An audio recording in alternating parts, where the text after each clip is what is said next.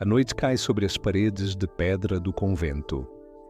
Do lado de fora, o mundo adormece em silêncio. Do lado de dentro, apenas o som ritmado dos sinos, o farfalhar de hábitos negros deslizando pelos corredores. Para quem observa de longe, aquele é um lugar de paz, refúgio, de mulheres que entregaram o corpo e a alma a Deus. Mas a paz era apenas aparência. Por trás das portas pesadas, escondia-se uma disciplina feita de medo. Cada voto quebrado de silêncio, de obediência, de castidade, podia transformar o convento em cenário de suplício. Aquelas que erravam, ainda que por impulso humano, descobriam que misericórdia raramente atravessava aquelas paredes. A freira não era apenas uma mulher, era símbolo vivo de pureza. E quando esse símbolo se manchava, a igreja via nisso não um deslize, mas uma traição. O castigo precisava ser exemplar, severo, capaz de esmagar não só a culpada, mas também qualquer desejo de rebeldia nas outras. Assim, o convento, que parecia abrigo de oração, tornava-se tribunal. O altar que deveria abençoar transformava-se em palco de humilhação. E as irmãs que partilhavam do mesmo hábito tornavam-se espectadoras silenciosas do sofrimento de quem havia caído em desgraça. Na penumbra das celas, fé e crueldade se confundiam. Orações se misturavam a choros abafados. E a cada punição aplicada ficava claro dentro daqueles muros o poder da igreja podia ser mais cortante do que qualquer lâmina. É nesse abismo entre devoção e dor que começamos a nossa jornada, descendo lentamente as profundezas das punições mais sombrias que uma freira podia enfrentar ao quebrar seus votos. Ser freira não era apenas vestir o hábito, era renunciar ao mundo por completo. Ao atravessar os portões do convento, cada jovem deixava para trás sua família, seu nome, seus sonhos. A partir daquele momento, tornava-se noiva de Cristo e, como noiva, deveria viver apenas para Ele. O corpo já não lhe pertencia. As regras determinavam tudo: quando dormir, quando comer, quando rezar. Havia horários para falar e longas horas para calar. O voto de silêncio não era apenas ausência de palavras, mas a morte da própria vontade. O de obediência exigia submissão total à Madre Superiora, que detinha autoridade quase absoluta. E o voto de castidade transformava qualquer impulso humano em pecado mortal. Dentro dessas paredes, cada gesto era vigiado. Um olhar prolongado, uma palavra fora de hora, até um sorriso mal interpretado, podia levantar suspeitas. O convento não era apenas casa de oração, era uma fortaleza de vigilância. A igreja via nessas mulheres mais do que devotas, elas eram vitrines da moral cristã. Se uma falhasse, não era apenas uma queda pessoal. Era como se toda a instituição fosse ferida. Por isso, a disciplina precisava ser férrea, o controle implacável. E havia ainda um outro peso mais silencioso. Muitas não entravam por vocação, mas por imposição das famílias. Filhas sem dote, jovens indesejadas em alianças políticas ou consideradas rebeldes, eram enviadas aos conventos como solução conveniente. Para elas, os votos não eram escolha, mas sentença. Obediência, silêncio, pureza, palavras que soavam sagradas, mas que dentro dos muros se tornavam correntes. Correntes invisíveis que moldavam o corpo e o espírito de cada freira até que não restasse nada além da imagem de perfeição que a igreja exigia. E quando essa imagem se rompia, quando o desejo humano atravessava a muralha da disciplina, o castigo vinha rápido, cruel e exemplar. porque no convento não havia espaço para erros, apenas para penitências. No coração do século XII, em um convento na França chamado Watten Priory, o silêncio da clausura foi quebrado por um escândalo. Uma das irmãs, jovem e bela, havia atraído olhares que jamais deveria corresponder, e contra todas as regras encontrou um amante fora dos muros. O fruto desse encontro logo se tornou impossível de esconder, seu ventre crescia, denunciando um pecado que não podia ser ocultado. Para uma freira, engravidar era mais do que transgressão. Era o símbolo máximo da quebra de votos. O corpo que deveria ser apenas de Cristo tornava-se prova viva de desejo humano. Não havia penitência simples para isso. Havia vergonha, humilhação pública e, muitas vezes, punição física. As crônicas contam que a irmã foi exposta diante da comunidade. Sua cabeça foi raspada não como sinal de devoção, mas como marca de desonra. O hábito que representava a pureza foi arrancado diante de todos. A cada gesto, a igreja reforçava que o corpo dela não lhe pertencia, era objeto de controle, agora reduzido a exemplo. E ainda assim, no meio da dureza, há relatos de que a história tomou um rumo inesperado. O nascimento da criança foi visto por alguns como um milagre, um sinal de misericórdia divina que escapava ao rigor dos homens. Para outros, era apenas um lembrete de que até os muros do convento não eram fortes o bastante para conter a natureza humana. Não sabemos se a jovem sobreviveu à pena completa ou se foi enviada para o exílio eterno em outra casa religiosa. O que permanece é a marca de seu ventre transformado em símbolo de vergonha coletiva. O caso de Watten Priory revelou algo profundo. A igreja não castigava apenas o ato, mas o corpo, como testemunha. Cada gravidez era prova viva de rebeldia, e o peso dessa prova recaía sobre a mulher sozinha, enquanto o amante permanecia invisível, intocado, livre. No início do século XVI, em Oxfordshire, a pequena comunidade de Littlemore Priory tornou-se palco de escândalo e medo. Sob o comando da prioresa Catherine Wells, o convento mergulhou em um clima de contradição enquanto pregava disciplina e pureza às suas irmãs. A própria líder entregava-se a uma vida de segredos e desejos proibidos. Catherine foi acusada de manter um amante fora do convento. Seus encontros clandestinos corriam de boca em boca, espalhando rumores que manchavam a imagem da instituição. Mas, em vez de enfrentar o próprio pecado, ela voltava sua fúria contra as irmãs que ousavam quebrar os votos. Aquelas que falhavam ou simplesmente levantavam suspeitas eram castigadas com crueldade exemplar. Os relatos falam de freiras presas em estruturas de madeira, que imobilizavam pés e mãos, expondo-as à vergonha pública. Outras eram privadas de comida, deixadas em isolamento até que o corpo cedesse. As punições não eram apenas disciplinares, eram espetáculos de humilhação destinados a destruir qualquer lampejo de resistência. O convento, que deveria ser espaço de devoção, transformou-se em prisão. As irmãs viviam em constante estado de alerta, vigiadas pela própria prioresa, que deveria ser guia espiritual, mas se tornara carrasca. O paradoxo era cruel. A guardiã da moral era a mesma que em segredo violava os votos mais sagrados. O escândalo de Littlemore Priory foi tão profundo que não pôde ser abafado. Visitadores enviados pela igreja registraram abusos e desordem, confirmando a atmosfera de corrupção.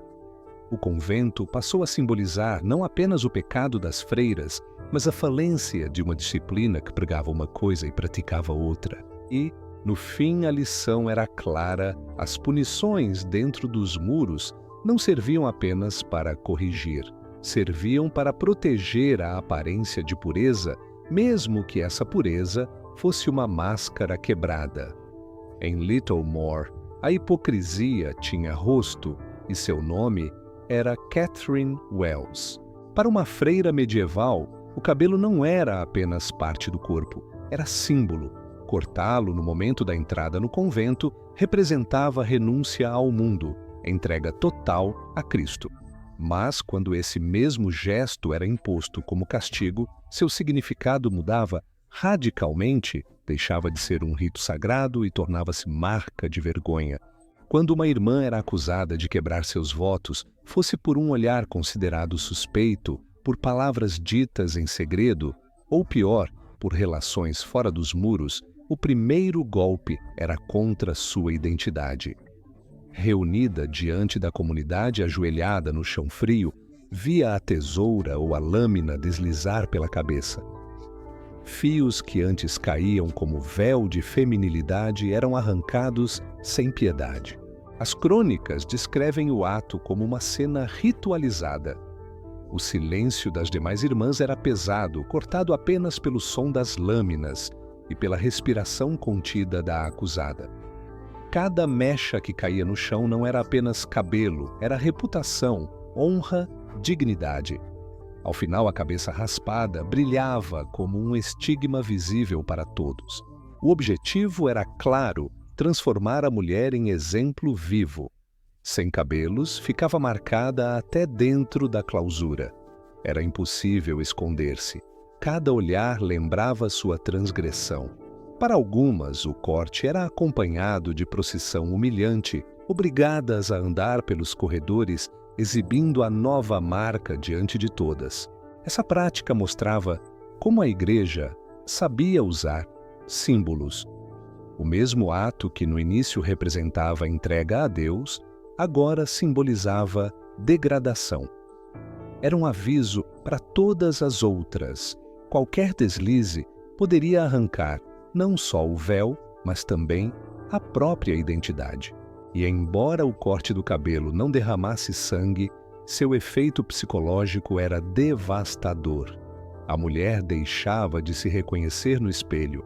O reflexo careca não mostrava mais uma noiva de Cristo, mas uma pecadora marcada. Era o começo de uma descida que poderia terminar em castigos muito mais cruéis. Há conventos que a história recorda pela música dos corais ou pelos manuscritos iluminados que produziram. Mas há outros que guardam lembranças mais sombrias, corredores subterrâneos, portas de ferro, celas estreitas. Esses espaços, muitas vezes escondidos nos alicerces de pedra, eram conhecidos como calabouços do silêncio. Ali não havia cânticos nem orações, havia apenas o som da respiração presa, o gotejar de água pelas paredes úmidas e o ranger da madeira ao se fechar uma tranca pesada. Era nesses lugares que algumas freiras eram jogadas quando quebravam votos ou despertavam a ira de suas superioras. Os relatos variam. Alguns descrevem celas tão pequenas que a prisioneira não podia deitar, obrigada a permanecer de pé noite após noite. Outros falam de escuridão total, em que dias e noites se confundiam até que a mente começava a desmoronar. O silêncio não era apenas externo, era também interno forçado, como se arrancassem a voz da mulher junto com a luz. A punição podia durar semanas, às vezes meses. Sem contato humano, sem conforto, a prisioneira aprendia que a solidão podia ser uma forma de tortura mais eficaz do que qualquer chicote. Algumas enlouqueciam, outras adoeciam, muitas saíam de lá incapazes de falar ou de manter o olhar firme. Com o tempo, os calabouços se misturaram ao imaginário popular. Histórias de freiras enterradas vivas em paredes secretas ou de corpos encontrados atrás de altares inflamaram o medo e a curiosidade. Parte era lenda, parte realidade. Mas a dúvida em si já bastava para transformar esses espaços em símbolos de terror. O convento, que deveria ser refúgio, convertia-se assim em prisão. E cada pedra daquelas celas parecia sussurrar a mesma mensagem aqui dentro: a desobediência não encontra perdão, encontra silêncio. Entre todas as penas que rondavam o imaginário dos conventos, nenhuma era tão temida quanto o Imuremê ser trancada viva dentro de uma parede. Não era apenas morte, era morte lenta, acompanhada do silêncio absoluto, onde o corpo e a alma se transformavam em pedra junto com os muros que a aprisionavam. O ritual começava em segredo. Escolhia-se uma parede lateral, uma cripta esquecida ou até o espaço atrás de um altar. Ali se abria um nicho estreito profundo o bastante para caber um corpo humano. A freira condenada era conduzida em silêncio, sem testemunhas, além das mãos que ergueriam sua prisão. Não havia chicote nem gritos, apenas o som seco das pedras sendo encaixadas uma a uma, enquanto a mulher respirava pela última vez o ar livre. Às vezes deixavam uma pequena abertura por onde passava água e pão, durante alguns dias, o suficiente para prolongar a agonia. Outras vezes, o nicho era fechado por completo, selando o corpo no escuro até que a respiração cessasse. Os que acreditavam no poder desse castigo diziam que era uma forma de penitência suprema. A freira tornava-se um sacrifício vivo, uma oferenda de silêncio eterno a Deus. Mas na prática, era uma execução lenta, cruel e escondida, que deixava atrás de si apenas rumores e paredes pesadas. Séculos depois, arqueólogos e trabalhadores encontrariam esqueletos em espaços improváveis de conventos e igrejas, reforçando a lenda. Corpos encurvados, ossos pressionados contra a pedra, sinais de que a clausura não terminava na vida, mas também na morte. Ser enterrada viva era a mensagem definitiva. Quem ousasse trair os votos não só perderia a honra, mas também o direito de existir. O convento transformava-se em túmulo e a própria fé em carrasco. Dentro dos conventos, os castigos não serviam apenas para punir o corpo. Serviam para dominar a mente. O medo era a ferramenta mais eficiente, não precisava de correntes visíveis, bastava a ameaça constante de que qualquer deslize poderia ser transformado em penitência exemplar. O corte do cabelo lembrava às irmãs que sua identidade podia ser arrancada em segundos. O calabouço mostrava que a solidão podia ser mais dolorosa que qualquer ferida. O sepultamento nas paredes revelava que até a própria existência podia ser negada. Cada punição era um espetáculo dirigido não só à culpada, mas às demais, uma lição silenciosa de que a obediência era questão de sobrevivência. O efeito psicológico era devastador. As freiras aprendiam a vigiar a si mesmas antes mesmo de serem vigiadas. O desejo era sufocado, o pensamento controlado, a culpa cultivada como parte do cotidiano. Mesmo aquelas que nunca haviam quebrado um voto, viviam como se estivessem sempre prestes a serem descobertas. Esse ambiente criava uma comunidade sustentada pelo medo. O silêncio dos corredores não era apenas devoção, mas também terror de que qualquer palavra pudesse se tornar prova contra si. Até o olhar precisava ser contido, um gesto mal interpretado podia trazer humilhação pública ou isolamento cruel. Assim, o convento deixava de ser um espaço de fé livre e se tornava um laboratório de disciplina, onde cada mulher era moldada pela ameaça constante. Obediência não era virtude, era reflexo de autopreservação. A Igreja chamava isso de santidade, mas para muitas dessas mulheres era apenas sobrevivência. E o mais perverso é que, ao longo do tempo, o medo se infiltrava tão fundo que algumas já não precisavam mais de guardas ou punições. tornavam-se suas próprias carcereiras, convencidas de que cada desejo era pecado e cada pecado uma sentença.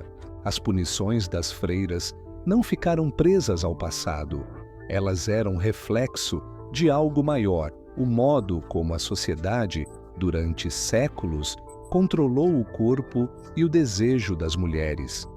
O convento foi apenas um microcosmo, uma versão concentrada daquilo que acontecia em larga escala. Ao castigar a freira que engravidava a igreja, não punia apenas uma transgressão religiosa. Punia a ideia de que a mulher podia escolher seu próprio caminho. Ao trancar irmãs em celas escuras, não isolava apenas rebeldes, reforçava a noção de que o silêncio feminino era virtude. Ao enterrá-las vivas, mostrava ao mundo que a mulher que ousasse desafiar a ordem podia ser literalmente apagada da história. Essas práticas ecoaram além dos muros. Na Reforma, histórias de conventos corruptos e punições brutais se tornaram armas para atacar a Igreja Católica, alimentando a propaganda protestante.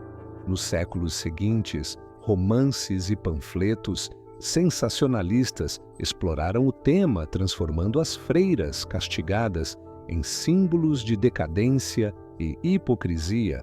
Mas o mais inquietante é perceber como os ecos ainda ressoam. Até hoje, a sexualidade feminina continua sendo alvo de vigilância, julgamento e controle. O cabelo, o silêncio, a obediência, símbolos usados na Idade Média, ainda encontram equivalentes modernos em culturas que buscam domesticar o corpo da mulher e limitar sua voz. O legado dos conventos mostra que a violência não precisava sempre de sangue. Bastava o medo, a vergonha, a humilhação. Esses eram os instrumentos mais duradouros, aqueles que moldavam não apenas comportamentos, mas também consciências. Olhar para trás, para os castigos impostos às freiras, é também olhar para um espelho desconfortável. O que vemos não é apenas a crueldade de uma época distante, mas um lembrete de que o controle sobre as mulheres nunca desapareceu por completo, apenas mudou de forma. Os muros dos conventos já não se erguem com o mesmo peso de outrora, mas as histórias que eles guardaram ainda ecoam. Dentro deles, fé e medo se confundiam. As freiras eram chamadas de noivas de Cristo, mas muitas viveram mais como prisioneiras de um sistema que transformava votos em correntes e disciplina em tortura. O corte de cabelo, o calabouço do silêncio, o sepultamento nas paredes, cada punição era mais do que castigo. Era uma mensagem à mulher que ousasse quebrar regras não apenas perderia a honra, mas poderia perder a própria vida. Esses rituais de dor moldavam corpos, mas acima de tudo, moldavam consciências. Ao lembrar essas histórias, não se trata apenas de revisitar o passado sombrio da Igreja. Trata-se de entender como o poder, quando se veste de sagrado, pode legitimar crueldades inimagináveis. O convento era uma instituição de fé, mas também de controle, e dentro dele o medo era a arma mais eficaz. O mais cruel talvez não tenha sido o sangue derramado ou os corpos aprisionados, mas o silêncio imposto. Silêncio que apagou vozes, que apagou histórias, que apagou nomes. Mulheres que viveram e morreram entre pedras sem jamais poder contar sua própria versão. Hoje, quando olhamos para trás, somos confrontados por uma pergunta incômoda: quanto daquilo realmente ficou no passado? Porque se a forma mudou, a essência muitas vezes persiste. O julgamento, a vigilância sobre o corpo feminino, a imposição do silêncio ainda caminham ao nosso lado. As freiras punidas nos lembram que fé pode ser luz, mas também pode se transformar em sombra quando usada para subjugar em vez de libertar.